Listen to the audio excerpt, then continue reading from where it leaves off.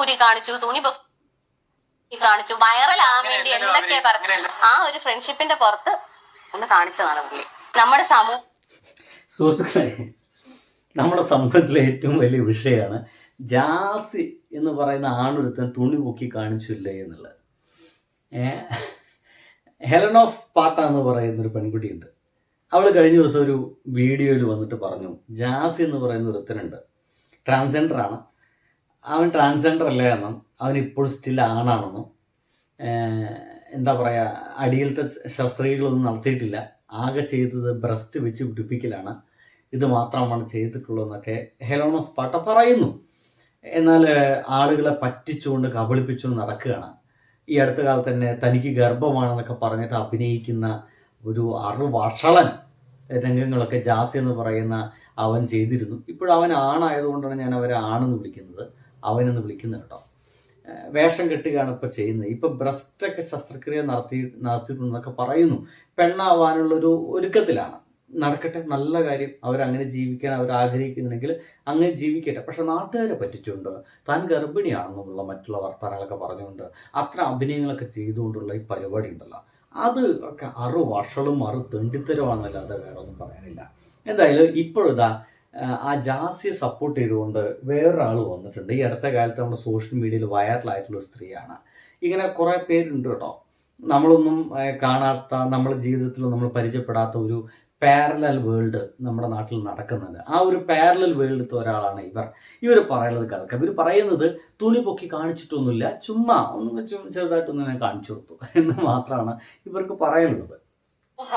പച്ചയ്ക്ക് മനുഷ്യരെ തിന്നുന്ന സമൂഹമാണ്. ആരും ഒന്നും അംഗീകരിക്കില്ല.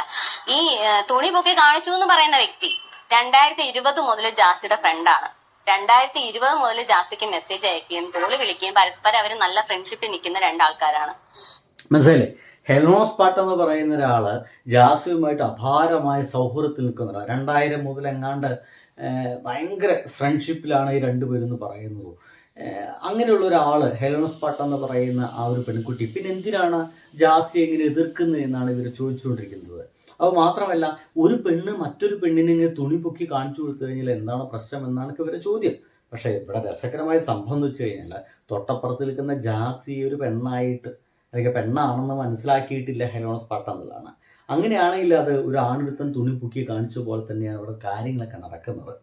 ഇനിയിപ്പോൾ തുണി പൊക്കി കാണിച്ചു എന്ന് പറയുമ്പോൾ അത് എങ്ങനെയാണ് എന്തൊക്കെയാണെന്ന് ഇപ്പോൾ പുതിയ ചർച്ചകളൊക്കെ സമൂഹത്തിൽ നടക്കുന്നത് കേട്ടോ.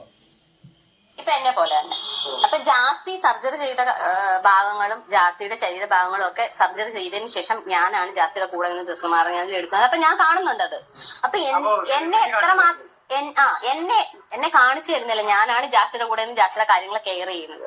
അപ്പൊ എന്നെ എത്രമാത്രം ജാസി വിശ്വസിക്കുന്നു, അതുപോലെയാണ് എന്നെക്കാൾ മുന്നേ പരിചയപ്പെട്ടാണ് ഈ പറയുന്ന വ്യക്തി. 2020 മുതൽ ഫ്രണ്ട്ഷിപ്പ് ഉണ്ട്. ആ ഒരു ഫ്രണ്ട്ഷിപ്പിന്റെ പുറത്ത് ഒന്ന് കാണിച്ചതാണ് പുള്ളി.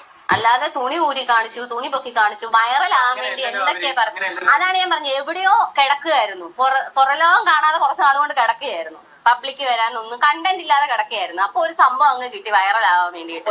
അല്ലാതെ തുണി ഊരി കാണിച്ചു പറഞ്ഞിട്ട് നമ്മളിതിനെ പറ്റിയൊക്കെ എന്ത് പറയുന്നത്?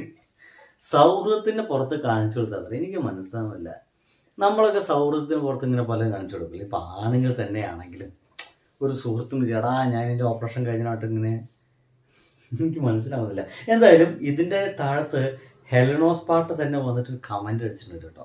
അവിടെയാണ് സംഗതിയൊക്കെ തീരുമാനം വന്നത്. ചേച്ചി ഇങ്ങനെയാണേ, കണ്ടില്ലേ, എനിക്ക് അങ്ങനത്തെ സൗഹൃദം വേണ്ട ചേച്ചി.